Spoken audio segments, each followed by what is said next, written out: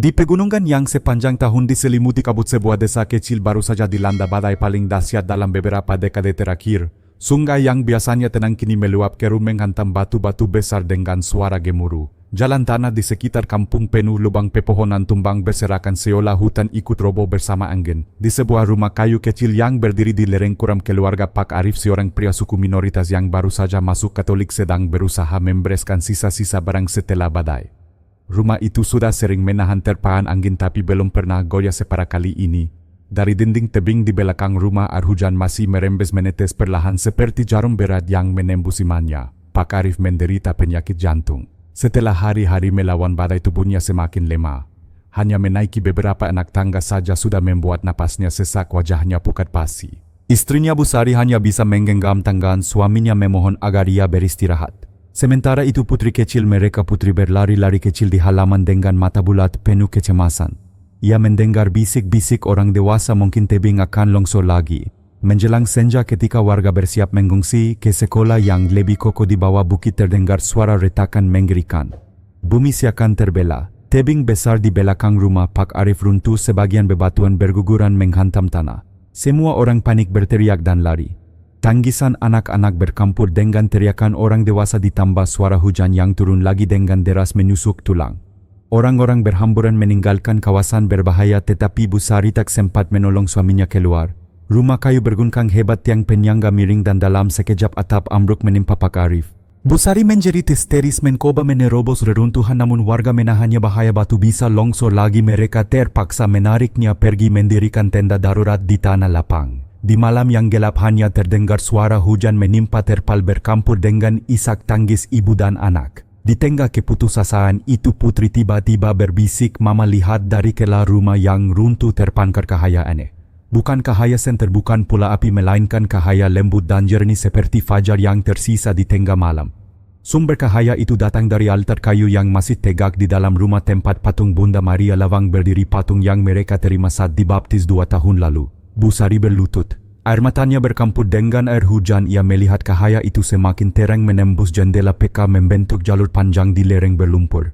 Orang-orang desa yang melihat dari kejauhan berbisik ketakutan, aneh sekali kenapa ada cahaya dari rumah yang sudah roboh. Beberapa menganggap itu hanya pantulan dari batu basah. Tapi bagi Bu Sari dan Putri itu bukan sekadar cahaya. Itu adalah tanda. Tangan munggil Putri meremas jemari ibunya. Mereka berdua berlutut di tanah basah berdoa dengan segenap jiwa. "Bunda, tolong selamatkan ayah." Di malam hutan yang sunyi dan dingin, doa kecil itu bercampur dengan suara hujan merambat di antara dedaunan dan bebatuan berat. Tak ada yang tahu apa yang akan terjadi. Namun semua merasakan satu hal: badai belum berakhir, dan jika mukjizat ada, inilah saatnya ia mulai menyapa. Hujan turun semakin deras menghantam atap terpal tipis tenda darurat yang baru saja didirikan warga. Angin malam menembus sela-sela kain membuat tubuh anak-anak menggigil. Beberapa keluarga berdesakan di dalam mencoba menghangatkan diri dengan api kecil yang nyaris padam karena basah. Di sudut tenda Bu Sari memeluk Putri erat-erat. Matanya sembab karena menangis terlalu lama, sementara tubuhnya masih gemetar setelah melihat rumah mereka hancur bersama suaminya yang terjebak di dalam. Sesekali ia menoleh ke arah reruntuhan di lereng di mana cahaya aneh itu masih tampak redup dari kejauhan. Apakah itu sungguh tanda dari Tuhan atau hanya pantulan air, pikirnya. Logika dan iman bertabrakan dalam hatinya. Namun setiap kali ia menatap wajah Putri yang masih berani berdoa dengan suara kecil, hatinya kembali luluh. Di luar tenda suara percakapan warga terdengar samar, "Kita tidak bisa mendekat malam ini, tanah masih goyah. Benar longsoran bisa terjadi lagi kapan saja. Lebih baik tunggu besok pagi setelah hujan reda." Seorang lelaki tua Pakbanu, kepala desa, menggeleng tegas. "Saya sudah lihat sendiri, cahaya itu hanya pantulan dari batu basah. Jangan sampai warga percaya hal-hal mistis. Kita harus mengandalkan tim penyelamat, bukan cahaya aneh." Namun seorang relawan muda dari kota Rian yang ikut membantu pasca badai menyela, tapi Pak, jalur ke sana benar-benar gelap. Kalau memang cahaya itu menyorot ke arah tertentu, bukankah bisa jadi petunjuk jalan aman? Perdebatan itu berlangsung hingga larut malam. Akhirnya diputuskan menunggu tim penyelamat resmi dan ahli geologi yang akan tiba besok. Sementara itu Bu Sari berlutut di sudut tenda menggenggam rosario kayu lusuh yang diberi pastor paroki beberapa bulan lalu. Butirannya basah karena hujan, tapi ia terus menggerakkan bibirnya berdoa dalam hati. Putri ikut menempelkan tangan kecilnya di tangan sang ibu, berbisik lirih, "Mama, Bunda Maria pasti dengar kita. Papa pasti selamat. Kata-kata polos itu membuat air mata Busari jatuh lagi. Ia tidak tahu dari mana harus mencari kekuatan selain dari iman yang baru beberapa tahun ia peluk sebagai orang Katolik. Patung Bunda Maria Lawang di altar rumah mereka kini menjadi satu-satunya harapan. Malam itu panjang sekali. Suara gemuruh sungai, derit pohon tumbang dan bau tanah basah bercampur menjadi latar ketegangan. Setiap kali terdengar bunyi batu jatuh dari tebing, warga terdiam menahan napas. Menjelang dini hari hujan mereda sejenak. Langit masih hitam tapi cahaya sama dari arah rumah Pak Arif tampak semakin jelas seolah menembus kabut. Jalur cahaya itu lurus jatuh tepat ke jalan setapak kecil yang menurun ke lembah. Rian yang kebetulan keluar tenda untuk mengecek kondisi terpaku melihatnya. Ia cepat memanggil yang lain. Lihat jalurnya jelas sekali, warga berdesakan keluar, beberapa terenggang, beberapa berlutut berdoa. Pak Banu masih mencoba menolak itu, hanya kebetulan. Batu basah bisa memantulkan cahaya bulan. Tapi seorang ibu tua menempali dengan suara bergetar, malam ini tidak ada bulan. Pak semua terdiam. Hanya suara angin yang menjawab. Busari memeluk putri lebih erat. Dalam hatinya ia tahu cahaya itu bukan sekadar pantulan. Itu adalah undangan, sebuah janji samar bahwa suaminya masih punya kesempatan hidup. Namun apakah tim penyelamat akan percaya? Apakah mereka akan berani mengikuti jalur cahaya itu? Pertanyaan itu menggantung di udara seperti benang tipis antara harapan dan keputusasaan. Pagi hari akhirnya tiba. Kabut masih menutupi lereng dan sisa hujan semalam membuat tanah licin bagai sabun. Di kejauhan terdengar deru mesin tim penyelamat dari kota datang membawa peralatan sekop, tali tandu dan sebuah drone kecil untuk memetakan jalur longsor. Warga berhamburan menyambut mereka, sebagian langsung menunjuk ke arah cahaya yang semalam terlihat. Busari dengan mata sembab mendekati ketua tim penyelamat, seorang pria berusia 40-an bernama Pak Dharma. Tolong, suami saya masih terjebak di dalam rumah. Semalam kami melihat cahaya dari altar dan jalurnya menyorot ke arah lereng aman. Pak Dharma menatapnya penuh iba namun berusaha tenang. Ibu kami akan lakukan yang terbaik. Tapi secara teknis tanah di sekitar sana masih sangat berisiko. Seorang ahli geologi yang ikut serta Ibu Ratna menambahkan lapisan tanah belum stabil. Jika kita masuk tanpa perhitungan bisa terjadi longsor susulan. Mendengar itu beberapa warga gigit bibir antara harapan dan putus asa. Namun Rian, relawan muda semalam, bersuara lantang, Pak Bu, saya melihat sendiri. Cahaya itu bukan kebetulan. Mari gunakan drone untuk memastikan arah jalurnya. Setelah diskusi singkat tim akhirnya setuju. Drone pun diterbangkan, kamera menyorot dari udara. Semua orang menahan napas. Di layar kecil terlihat jelas bekas reruntuhan rumah Pak Arif dan benar ada garis terang samar seakan menyorot lurus ke jalur setapak sempit di sisi timur. Aneh sekali, gumam Ibu Ratna. Secara geologi jalur itu justru lebih aman karena berada di atas batuan keras. Pak Dharma segera memutuskan, baik kita ikuti jalur ini. Persiapkan tali. Kabar itu membuat Busari berlutut menangis syukur. Putri menggenggam tangan ibunya berbisik, Mama Bunda Maria tunjukkan jalannya. Tim penyelamat bergerak hati-hati. Lumpur setebal mata kaki menahan langkah, batuan kecil masih berguguran dari atas. Namun cahaya samar yang muncul setiap kali sinar matahari pagi menembus kabut benar-benar tampak menyorot jalur itu seolah menjadi pemandu. Setiap meter terasa berat. Tali pengaman dipasang, beberapa anggota tim membuka jalan dengan sekop. Di tengah ketegangan tiba-tiba terdengar suara runtuhan kecil di sisi barat. Semua terdiam tapi jalur tim tetap aman. Pak Dharma berteriak terus maju fokus di jalur ini. Akhirnya mereka sampai ke reruntuhan. Rumah kayu nyaris rata dengan tanah, tiang-tiang patah berserakan. Dengan alat pemotong dan tenaga bersama mereka mulai mengangkat balok demi balok.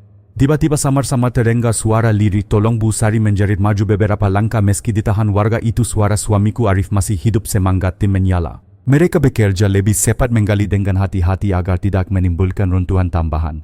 Setelah hampir 1 jam akhirnya tubuh Pak Arif terlihat tertindih sebagian balok tapi masih bernapas. Wajahnya pucat namun matanya bergerak. Pak Dharma berteriak cepat angkat dia ke tandu. Dalam tangis haru Busari memeluk suaminya sekilas sebelum tim medis membawanya ke posko kesehatan. Putri berlari kecil menggenggam jari ayahnya yang dingin, berkata polos, Papa jangan tidur lagi, kita sudah punya jalan cahaya. Segenap warga meneteskan air mata. Bahkan Pak Banu yang semalam keras menolak kini hanya mampu menunduk. Ia berbisik lirih, mungkin cahaya itu memang bukan sekadar pantulan. Dan di atas matahari mulai menembus kabut menyinari jalur yang semalam hanya diterangi cahaya misterius. Seolah langit ingin menegaskan mukjizat terkadang hadir melalui jalan yang paling tak terduga. Di posko kesehatan darurat yang didirikan di aula sekolah desa, tubuh Pak Arif terbaring di atas tandu. Nafasnya masih berat tapi stabil. Perawat dari tim penyelamat memasang alat sederhana pengukur tekanan darah, detak jantung dan oksigen. Jarum indikator bergerak naik turun menegaskan bahwa meski lemah jantungnya masih berfungsi. Busari duduk di samping menggenggam tangan suaminya erat-erat. Putri menempelkan wajah munggilnya ke dada sang ayah seolah mendengar detak jantung itu sebagai musik terindah di dunia. Air mata mengalir tanpa henti kali ini bukan hanya karena ketakutan melainkan juga rasa syukur yang tak terlukiskan. Di luar aula tim penyelamat dan warga berkumpul mengelilingi layar kecil drone. Rian sedang memutar ulang rekaman yang diambil tadi pagi. Semua menatap dengan seksama. Tampak jelas dari udara garis cahaya yang muncul dari reruntuhan rumah Pak Arif membentuk jalur lurus menuju jalan setapak aman di sisi timur. Garis itu bukan sembarang cahaya konsisten menembus kabut tepat ke arah di mana tim penyelamat melangkah. Seorang warga tua menepuk dada berbisik lirih, itu bukan ilusi.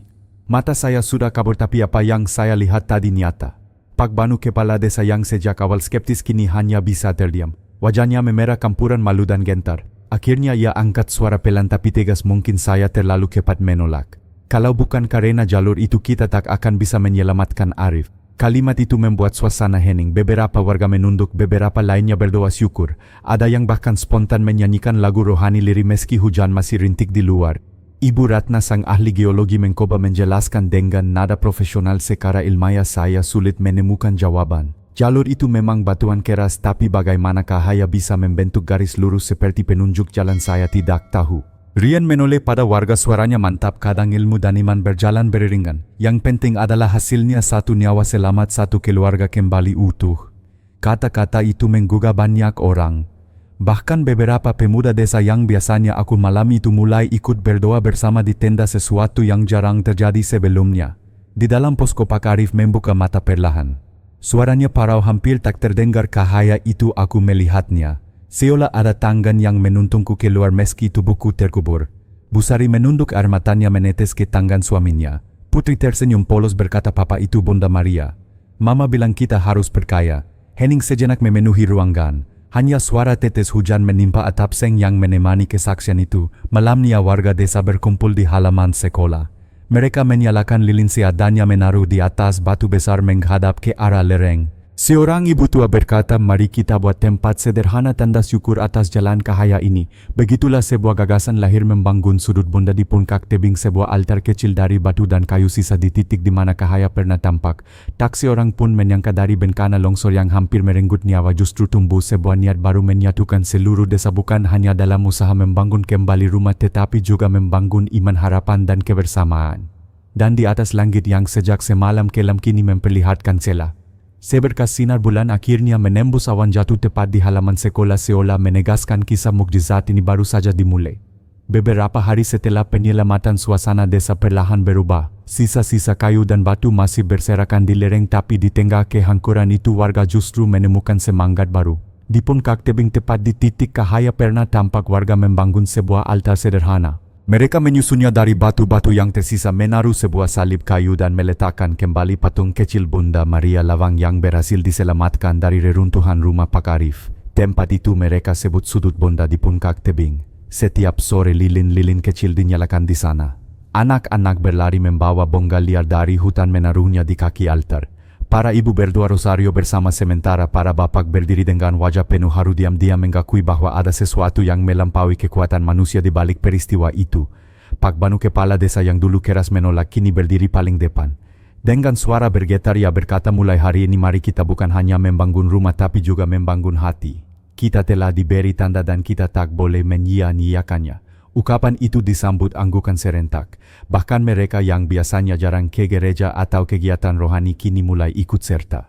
Tak berhenti di situ, pastor paroki yang mendengar kisah ini segera menghubungi lembaga kemanusiaan. Beberapa minggu kemudian sebuah program pelatihan mitigasi bencana resmi dimulai di desa. Aula sekolah dipenuhi warga, ada yang belajar cara membuat jalur evakuasi, ada yang diajari cara menggunakan alat sederhana untuk mendeteksi pergeseran tanah, bahkan anak-anak pun diajarkan bagaimana mencari tempat aman saat gempa atau longsor. Dan yang mengejutkan semua orang, Pak Arif yang baru pulih dari sakit dan luka-lukanya justru menjadi salah satu penggerak utama. Meski tubuhnya belum sekuat dulu, ia bersikeras berjalan dengan tongkat memimpin simulasi evakuasi. "Saya pernah terkubur di bawah reruntuhan. Saya tahu rasanya. Karena itu saya tak mau ada orang lain mengalaminya lagi," katanya dengan suara parau tapi tegas. Kata-kata itu membuat banyak anak muda terinspirasi. Mereka menyalin peta desa menandai zona rawan lalu memasang papan petunjuk jalur evakuasi di beberapa titik. Bagi mereka setiap papan itu bukan sekadar tanda melainkan perpanjangan dari jalur Cahaya yang pernah menyelamatkan satu nyawa. Sore itu setelah sesi pelatihan selesai, Busari dan Putri berjalan bersama Pak Arif menuju sudut bonda di Puncak Tebing. Angin sore sejuk membawa aroma tanah basah bercampur dengan harum bunga hutan. Mereka bertiga berlutut diam. Pak Arif menatap patung kecil yang kini berdiri di altar sederhana. Mata yang dulu penuh penderitaan kini berkilau dengan damai. Terima kasih bonda, bisiknya. Bukan hanya telah menyelamatkan nyawaku tapi juga telah menyalakan hidup baru untuk seluruh desa. Putri tersenyum menggenggam jari ayahnya. Papa, sekarang papa jadi pemandu Cahaya untuk semua orang. Ya, ucapan polos itu membuat Pak Arif dan Busari saling menatap, mata mereka berkakak-kakak. Matahari senja mulai merayap ke balik gunung. Cahaya jingga kimasan jatuh tepat ke altar membuat patung kecil itu berkilau. Semua orang yang melihat dari kejauhan seakan yakin mukjizat itu tidak berakhir di hari penyelamatan melainkan terus berbuat dalam kehidupan sehari-hari.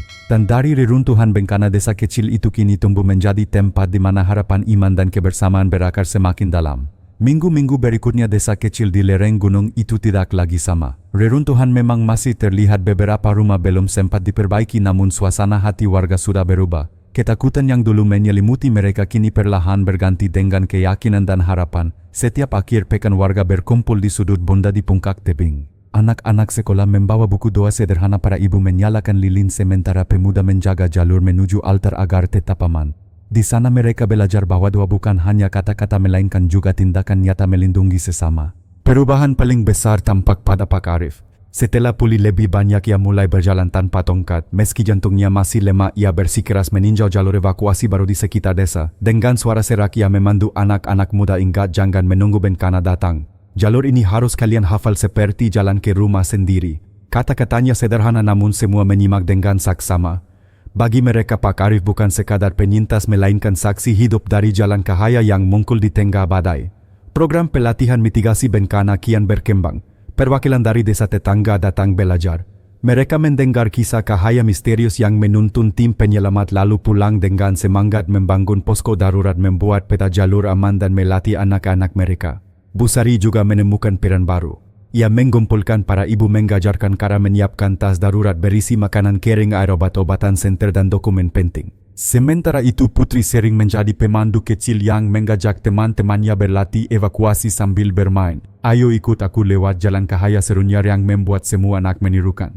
Suasana desa tidak lagi dihantui kenangan buruk melainkan dipenuhi tawa anak-anak dan doa syukur. Suatu sore seorang jurnalis lokal datang meliput. Ia memotret altar di Puncak Tebing, mewawancari Pak Arif dan Busari. Ketika ditanya apakah mereka yakin itu mukjizat, Pak Arif tersenyum lemah. Saya tidak bisa menjelaskannya dengan logika. Tapi tanpa Cahaya itu saya takkan ada di sini.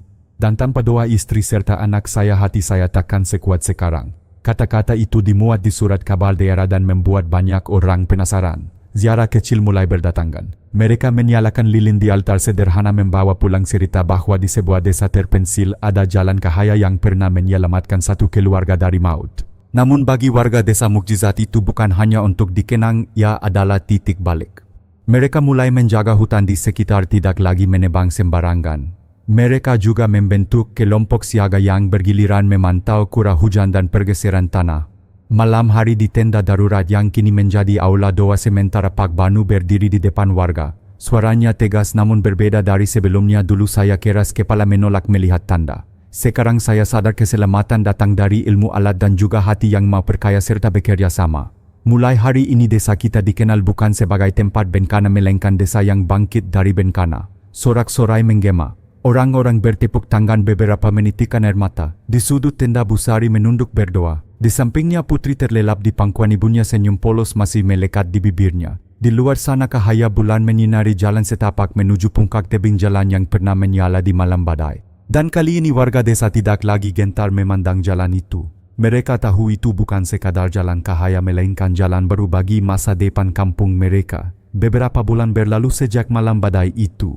Desa di lereng gunung kini perlahan bangkit. Rumah-rumah yang roboh mulai diperbaiki, sawah kembali ditanami dan suara tawa anak-anak kembali mengisi udara. Namun satu hal tak pernah pudar kenangan tentang jalan Cahaya. Setiap kali orang melewati sudut bonda di Puncak Tebing, mereka berhenti sejenak. Ada yang menyalakan lilin, ada yang sekadar menunduk dalam doa. Bahkan para pelangkong yang kebetulan lewat ikut merasakan ketenangan aneh yang memangkar dari altar kecil itu. Suatu malam ketika bulan purnama menggantung di langit, warga berkumpul untuk misa syukur sederhana. Lilin-lilin berderet di sepanjang jalur setapak. Pak Arif kini sudah lebih kuat berdiri di depan altar bersama Bu Sari dan Putri.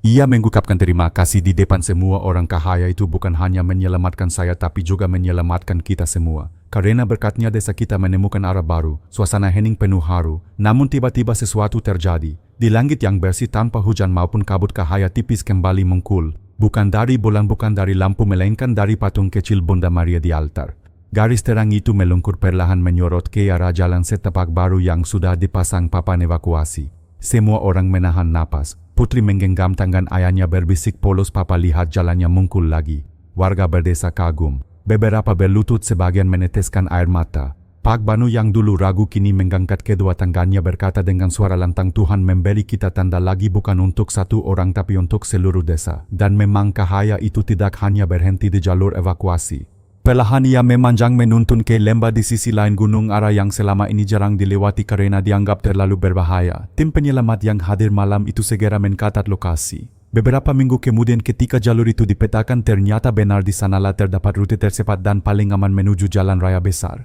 Itulah twist yang tak disangka. Cahaya yang dulu menuntun untuk menyelamatkan Pak Arif kini menuntun seluruh desa menemukan jalan baru keluar dari keterpencilan mereka. Berita ini menyebar luas. Desa kecil itu mulai dikenal bukan karena bencana melainkan karena mukjizat yang menyelamatkan dan mengubah hidup. Banyak orang datang bukan hanya untuk berdoa tapi juga untuk belajar bagaimana sebuah komunitas bangkit dari reruntuhan dengan iman dan kerjasama. Dalam sebuah wawancara terakhir, Pak Arif berkata, "Mukjizat bukan hanya soal cahaya yang kita lihat dengan mata. Mukjizat adalah ketika hati kita berubah, ketika desa yang dulu takut kini berani, ketika yang dulu tercerai-berai kini bersatu." Itu cahaya yang tak pernah padam. Malam itu misa syukur ditutup dengan doa bersama. Di langit bulan purnama bersinar, tapi di mata semua orang ada cahaya lain yang lebih kuat, cahaya iman, harapan dan kasih. Sejak saat itu setiap kali kaki menapaki jalan menuju puncak tebing, warga selalu berbisik, "Jalan cahaya ini bukan hanya membawa kita keluar dari badai tetapi juga menuntun kita menuju kehidupan baru."